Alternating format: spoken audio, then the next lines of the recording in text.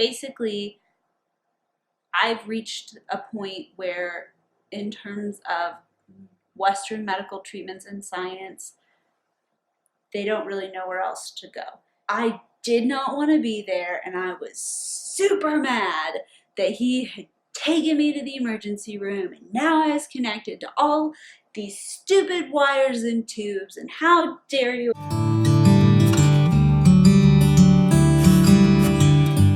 Wonderful humans, and welcome back to Sargie Style. My name is Ashley Sargent, otherwise known as Sarge, and it's so great to have you here today.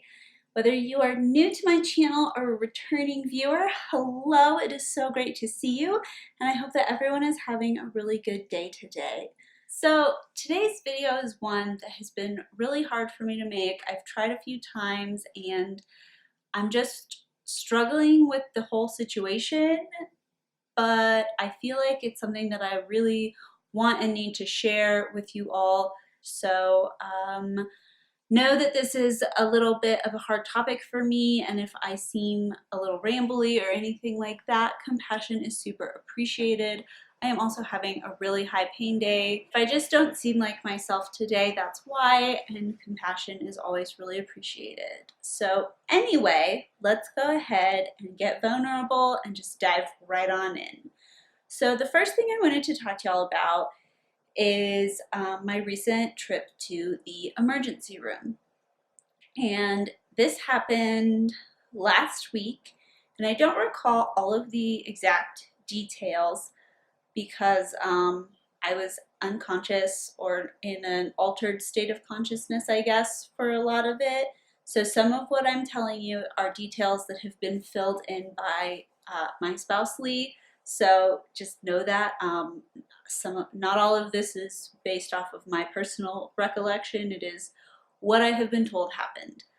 But basically, last week I went into a very severe non-epileptic seizure cluster again, and this time it got really, really bad. So if you follow me at all, you'll know that I've been struggling with these non-epileptic seizures again a lot recently. They've been pretty strong and they've been pretty common.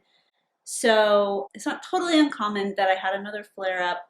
However, this one was exceptionally violent and severe. And the most difficult portion of it was that during these episodes, from time to time, the muscles somewhere in my chest, I'm not super great at anatomy, but the muscles in my chest area constrict so tightly that I actually cannot breathe. There's no space for my lungs to expand, so I'm unable to take a breath. And then I also suffer from esophageal, or like esophagus spasms. I have a whole host of neurological problems, so we're not totally sure where the esophageal spasms are coming from, but I also get those very severely, and they often come with these non-epileptic seizures. And when it happens, my throat spasms so much that it actually seals off and I can't get a breath in. So last week this happened, and it was getting really bad, and I was going way too long without breathing, and then the spasms in my throat started to actually gag me, and I was throwing up while not being able to take a breath. Lee decided at that time that it was time to take me to the emergency room. I had gone over a minute without taking a breath, and it was time to take me in. So I don't quite recall how the heck he got me there, because if I wasn't having a full seizure, I was at least shaking. It was also, I believe, around 2 o'clock in the morning when he finally made the call, and it was very, very cold. It was about 16 degrees, which I think is around like -9 Celsius. So it was very, very cold, and he somehow managed to get me down a flight of stairs, across an icy parking lot, and into a car. I don't remember it, so I don't know how he did it, but he said it was really hard. So I commend you, Lee. Well done. I'm wearing your shirt right now. I hope you don't mind. I don't feel well. It's like you're hugging me. But so he got me into the car, and then I do remember, so we keep a down blanket for camping in our car.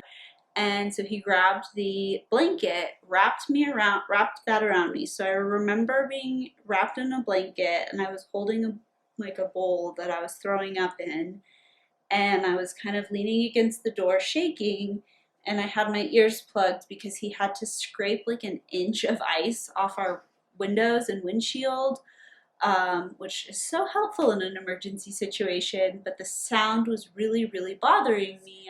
And then a lot is black after that. I don't really recall. I do remember once we got to the emergency room, as I was like trying to walk in, I collapsed, and the security guard noticed that I didn't look very stable, I guess, or something, and actually grabbed a wheelchair just in time, and I fell into the wheelchair. So thank you to that security guard for being aware and for helping me. I genuinely appreciate it. You prevented a potentially very nasty fall. So they got me into the waiting area of the emergency room, and I proceeded to have another very large non-epileptic seizure event. Apparently it was so big my shoes went flying. I lost my shoes. One other point during my stay at that hospital, I lost my socks too because I seizured them off, which is telling of how violent they are. It's very aggressive, shaking and contorting and all of that. So we get to the hospital, and so I remember having that seizure, and then that's kind of where things go blurry again for me. And I believe they called the crash team because all I remember were arms. There were just arms everywhere. And they were lifting me back into the chair, and then they got me back to my room, and they lifted me onto the bed because I'm still shaking at this point. And they lift me onto the bed, and they had to undress me. So they put my arms up like I was a little kid, and they were undressing me, and I couldn't speak at this point. It felt like I was underwater because I couldn't make out I couldn't understand what people were saying, and I couldn't speak, so I felt separated from everybody, even though I was right there. And so as some of them were undressing me, others were attaching heart monitors and oxygen monitors and getting my IV set, the standard protocol. But it was very urgent and rushed, and there were a lot of people in there. Luckily, as Lee was walking back to the room, he ran into the doctor and was able to explain to him the situation, so they knew what was happening, and to not treat me with epilepsy meds, because if I were to be treated with an epilepsy medication, it can actually be life-threatening for me because I do not have epilepsy. I have non-epileptic seizures, and they must be treated very, very differently. So I don't really recall a ton from this point, but I know that they were asking me questions like, how tall are you? What's your name?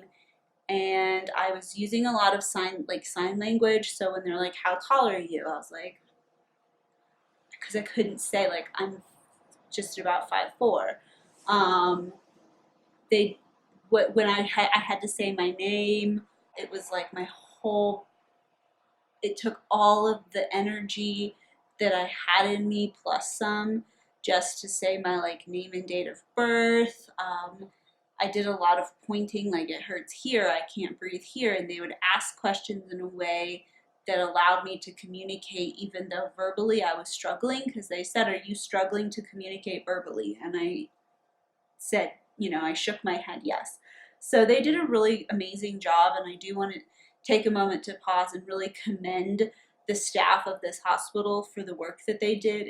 They were so respectful, so responsive, and it was one of the first times, if not the first time, I've been in the emergency room for non-epileptic seizures where they didn't question it at all. They just listened to us and did the best they could to stabilize me. So not having to deal with a bunch of stigma was fabulous, and I really commend them because that's a really big problem in the non-epileptic seizure community. I'm sure some of you watching this have experienced that.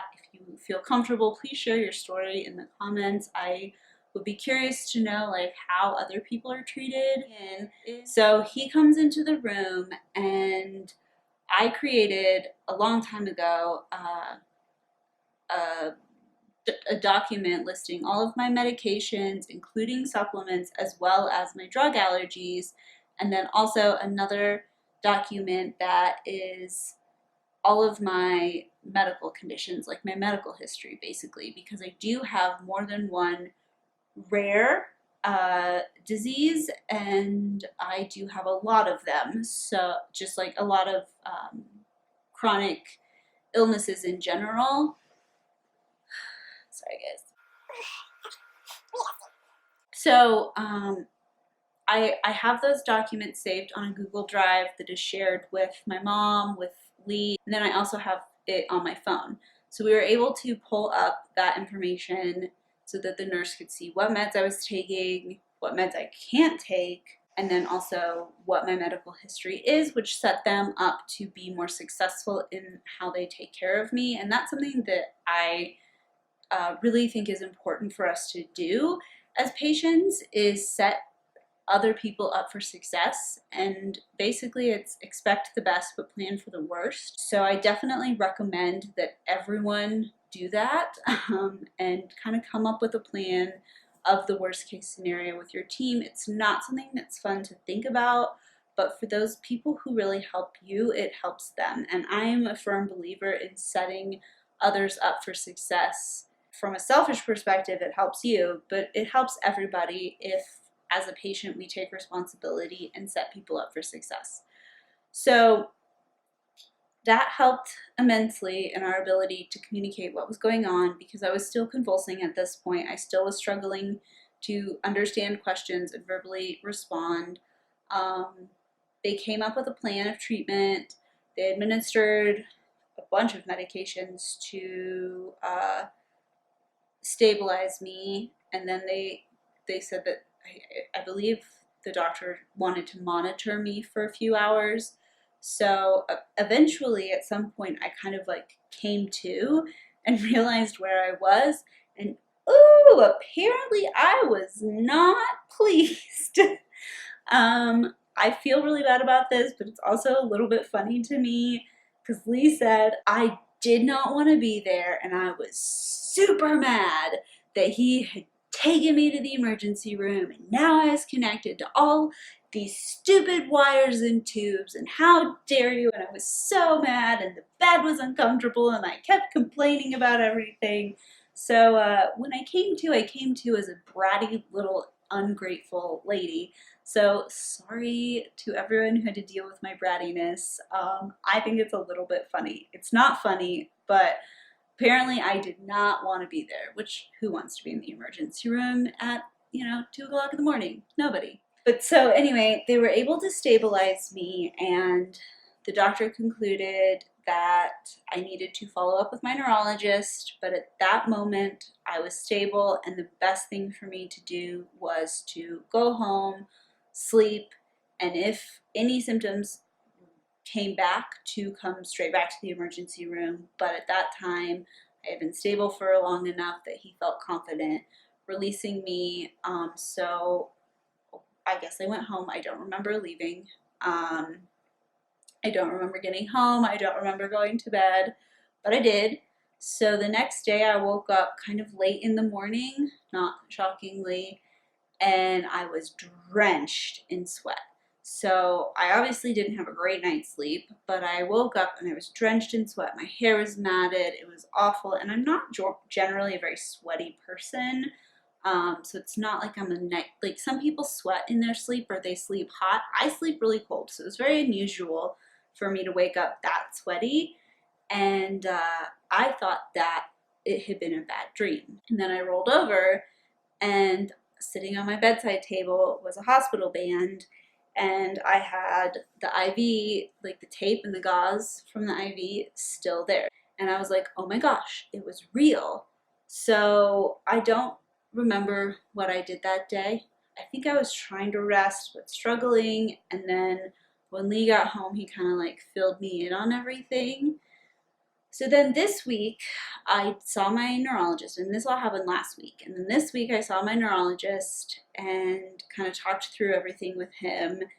And we told him about what happened before my appointment, so he was aware of the situation. And that appointment was, it was, I don't know how to describe it. It was an appointment, but basically, for the last 3 or 4 years, I've been slowly declining. My health has really been going downhill. So my neurologist has known me for a long time. He knows me very well.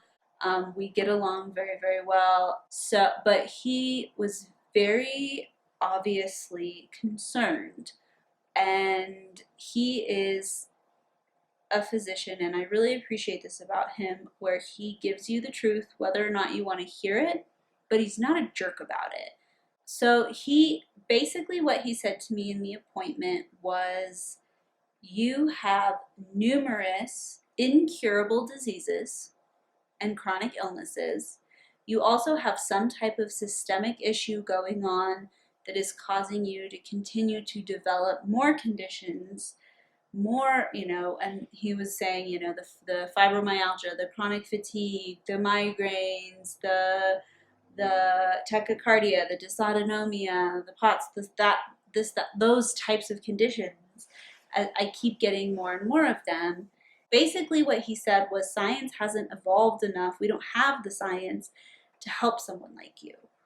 We just aren't there yet. So he's like, I have treated you with as much as I know how. But like at this point, we could keep testing you for other conditions, but then we're just throwing more diagnoses on the pile, but it's not really doing anything.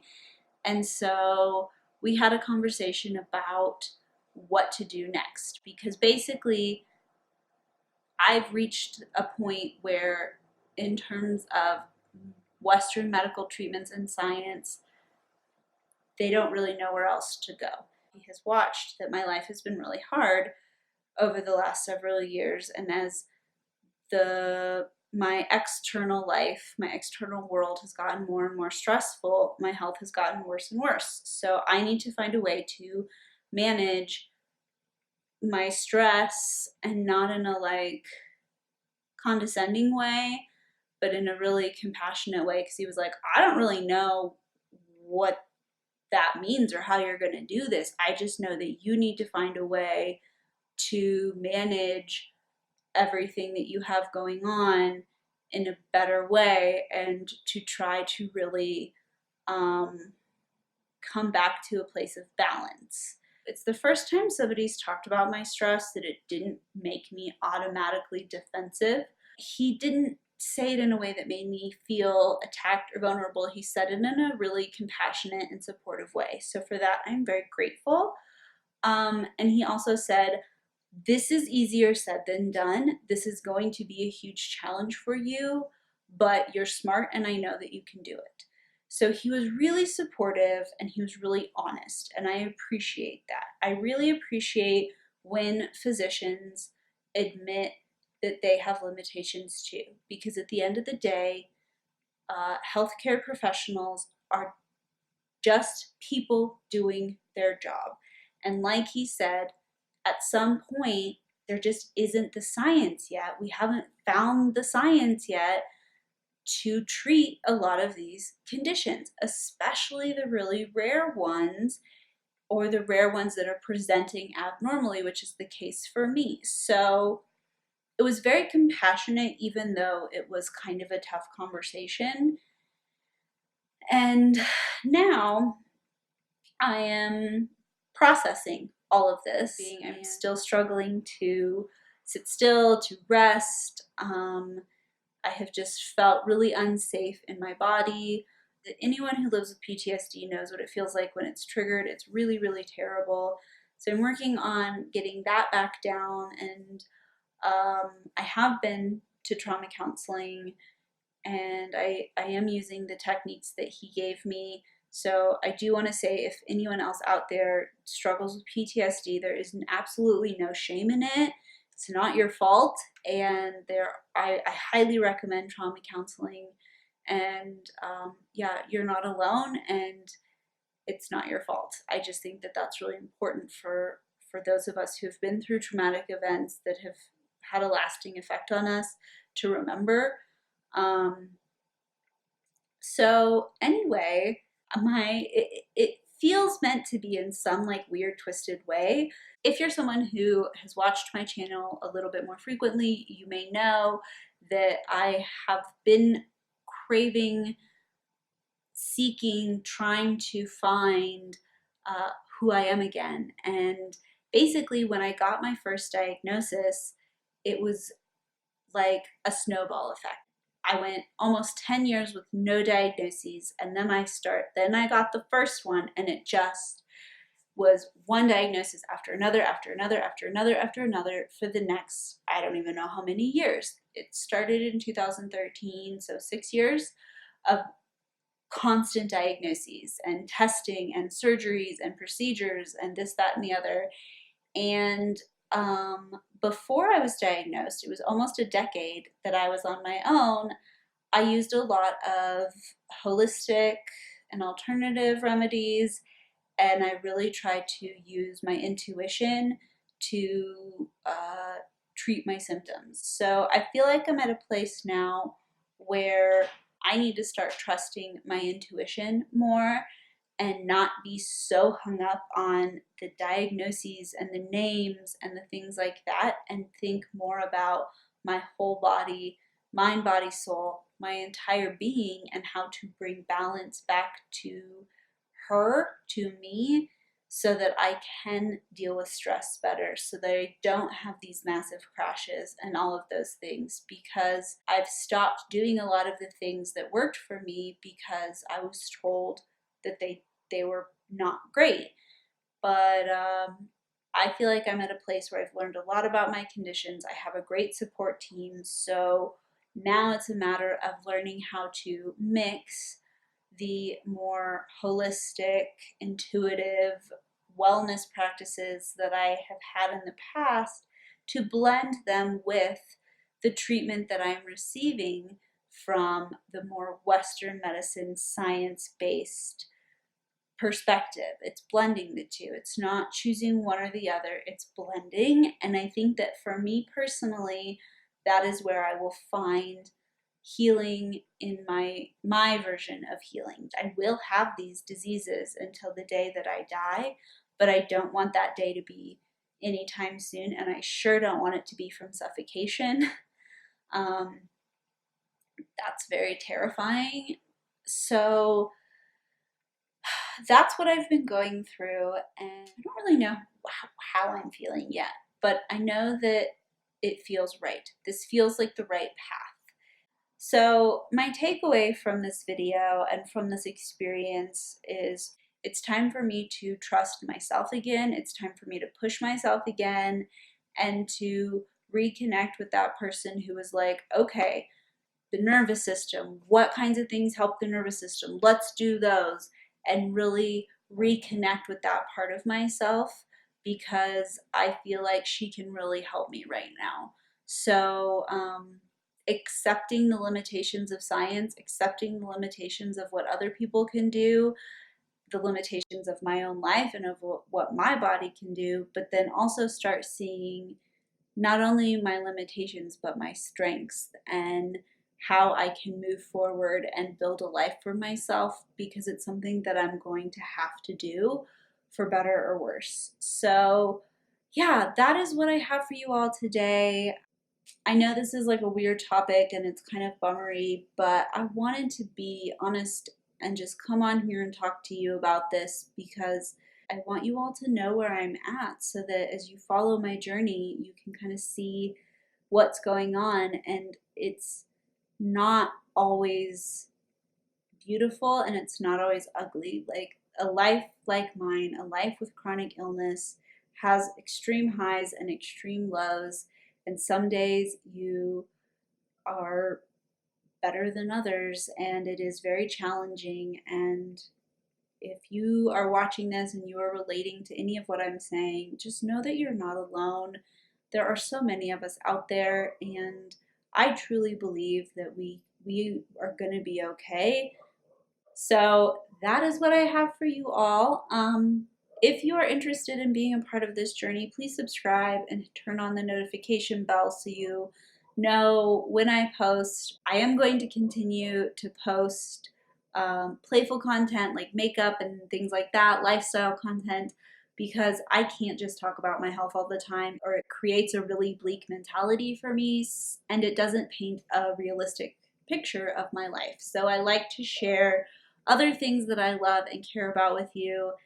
But anyway, thank you so much for taking the time out of your day to watch this video, to hear what I have to say. And I would love to hear some of your stories if you relate, if you have been in similar situations, how you've been treated. I want to start a communication within my community to help empower each other and to know that it's okay to be afraid and it's okay to be vulnerable, and we're all learning and growing and we all make mistakes and all of those things. So um, thank you so much, and wherever you are in this big beautiful world, I hope you have a fabulous rest of your day or night, and I genuinely can't wait until we talk again. So it'll be very, very soon. Sending you all endless love. Bye.